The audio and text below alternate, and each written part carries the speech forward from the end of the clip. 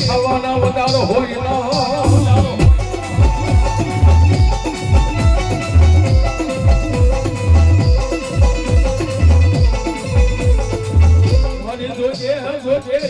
ગોહિલની વસ્તીને અમારી હાર કે લઈ જઈ ગયા ખોટું ખાવા જેથી નહીં મારી